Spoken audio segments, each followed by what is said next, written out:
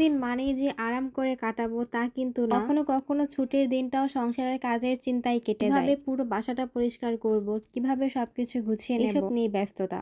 তবে দিন শেষে এত সব কাজের মাঝে নিজের জন্য একটু সময় রাখা হতো দরকার। আজকে ব্লগে থাকছে ছুটির দিনে সংসারের কাজ থেকে শুরু করে দিন শেষে নিজের জন্য একটু সেলফ কেয়ার। চলুন তাহলে আজকের দিনটা শুরু করি। আসসালামু আলাইকুম, welcome back to my new video. সকালবেলা ঘুম থেকে উঠেই আজকে কিচেন পরিষ্কার মাধ্যমে কাজ শুরু করলাম।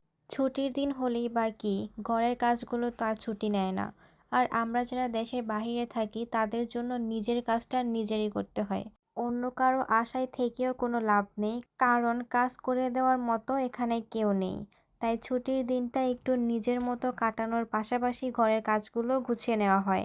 প্রথমে আমি কিচেনের বেসিনটা আগে ভালোভাবে ক্লিন করে নিয়েছি। এখন আমি গ্লাসগুলো ভালোভাবে ক্লিন করে নিয়েছি। এই তো গ্লাসগুলো ক্লিন হয়ে যাওয়ার পর আমি একপাশে সব কিছু গুছিয়ে রাখছিলাম। কিচেনটা ক্লিন করার পরই আমি কিচেনের ফ্লোরটাও ভালো করে ক্লিন করে নিয়েছি, কারণ ছুটির দিন ছাড়া এইভাবে ভালোভাবে ক্লিন করার সময় হয় না। আমার কিচেনটা একদমই ক্লিন করে ফেলেছি। এখন আমি চলে যাচ্ছি রুমটা ক্লিন করতে। আমার রুমের এই কার্পেটটা আমি আজকে ওয়াশ করব, তাই এটা তুলে নিয়েছি। এখন নিচে থাকা এই কার্পেটটাও ভালোভাবে ক্লিন করব, কারণ এখানে প্রচুর ময়লা জমে গিয়েছে। তো কার্পেটটা ক্লিন করার পর আমার বেডটাকেও গুছিয়ে নিচ্ছিলাম। আজকে সবকিছু একটু তাড়াতাড়ি করে নিচ্ছি, কারণ অনেক কাজ জমে আছে, সবগুলোই সময় মতো শেষ করতে হবে। তো রুমটা গুছিয়ে নিয়ে আমি কার্পেটটা ওয়াশ করতে দিয়ে দিয়েছি।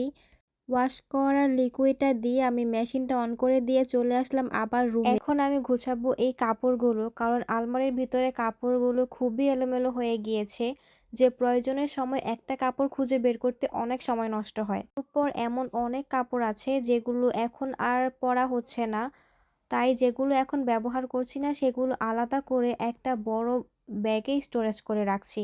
এতে আলমারিটাও একটু গুছানো থাকবে আর প্রয়োজনের কাপড়গুলো সহজেই খুঁজে পাওয়া যাবে। তো কাপড়গুলো গুছাতে আমার কার্পেটটা ওয়াশ করা হয়ে গিয়েছে। এখন এটা আমি রোদে শুকাতে দিয়ে দিচ্ছি। আজকের মতো আমার ছোট্ট সংসারের কাজ করা শেষ। সংসারের কাজ করলেই তো আর হবে না, নিজের যত্নটাও নিতে হবে।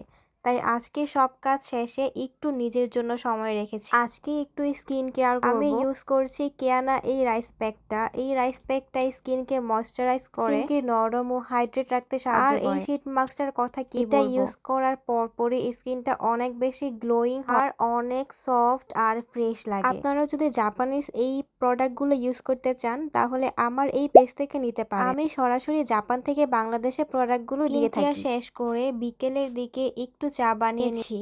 সারাদিনের ব্যস্ততার মাঝে নিজের জন্য একটু সময় নিজের যত্ন নেওয়াও খুব দরকার। সব সময় অন্যদের কথা ভাবতে গিয়ে নিজেকে ভুলে যাবেন না। তো বারান্দায় বসে চা খেতে খেতেই আজকের ব্লগটা শেষ করছি। সবাই অনেক ভালো থাকবেন, দেখা হবে নতুন কোনো ব্লগে।